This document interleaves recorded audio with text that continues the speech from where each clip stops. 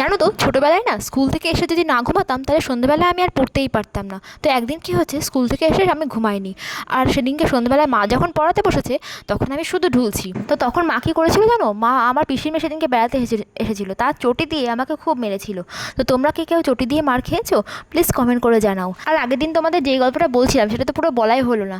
তো স্টেজ থেকে নেমে মা তো আমাকে খুব বকলো আর বললো কি, তোকে এত টাকা খরচা করে নাচ শেখায় আর তোকে সাজিয়ে গুছিয়ে এত দূর নিয়ে এলাম আর তুই এরকম না এরকমভাবে নাচ করলি, আমার মান সম্মান পুরো ডুবিয়ে দিলি, তোকে আর নাচই শেখাবো না। তো এরকম আমার মা সবসময় করতো জানো। তো আগের দিনের উইনারের নাম ছিল তানিশা। তানিশা বলেছিল আপু আমার নামটা নিও। Thank you Tanisha. আজকের প্রশ্ন, আজকের চকলেটে আমি কটা জেমস দিয়েছি? তোমাদের আর একটা গল্প বলি।